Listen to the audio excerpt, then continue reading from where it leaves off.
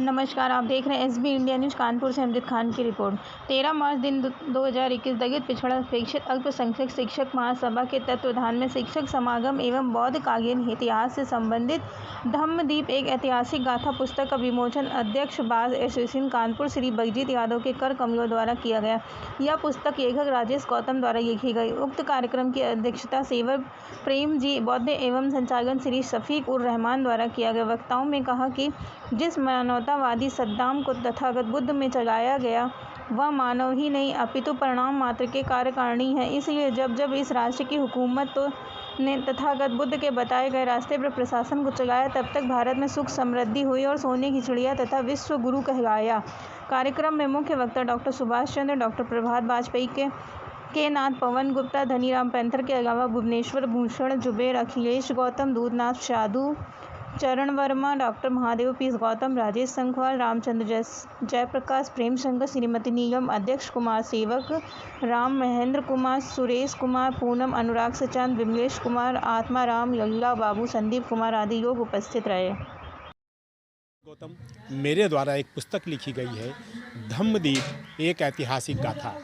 उसी पुस्तक का आज विमोचन यहाँ पर बार एसोसिएशन के अध्यक्ष श्री बलजीत सिंह यादव के द्वारा किया गया है। इस पुस्तक में जो मैंने दर्शाया है वो वास्तव में बुद्ध और उनके जीवन की सच्चाई को मैंने उकेरा है। वास्तव में जो हमारे बच्चों को स्कूलों में इतिहास पढ़ाया जाता है बुद्ध के बारे में, वो इतिहास नितांत असत्य और निराधार इतिहास है।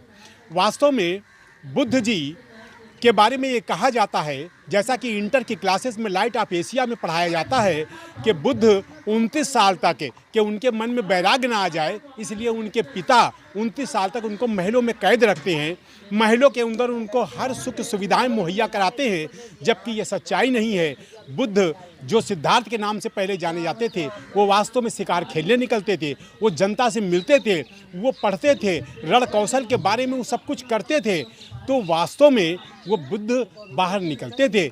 उनके जीवन में जो ये घटना बुद्ध बनने की आई है वो वास्तव में उनके स्टेट के रोहिणी नदी के उस पार जो कोलियों का स्टेट था और ये साकियों के राजकुमार थे। कोलियों और साकियों में रोहिणी नदी के जल के बंटवारे के लिए लड़ाई होती है।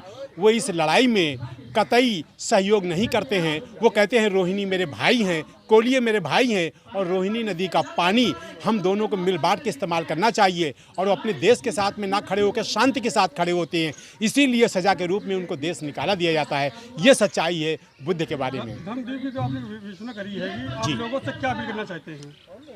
मैं ये अपील करना चाहता हूँ कि आप बुद्ध के जीवन के बारे में सही बात बच्चों को पढ़ाएं, ताकि ये इतिहास केवल भारत में ही नहीं है, ये इतिहास विदेशों में है और विदेशी बुद्ध के सही इतिहास को जानते हैं, लेकिन भारतीय लोग सही इतिहास को नहीं जानते हैं जहाँ से बुद्ध पैदा हुए हैं।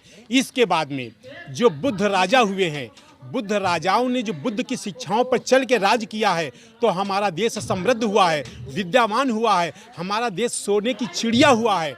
इसीलिए हम ये कहेंगे कि जो आज वर्तमान में हुकूमत कर रहे हैं वो भी बुद्ध की शिक्षाओं पर चल के हुकूमत करें, प्रेम की धारा बहाएं, भाईचारा बहाएं, नफरत की बात को ख़त्म करें। यही हम संदेश जनता को देना चाहते हैं, पाठकों को देना चाहते हैं।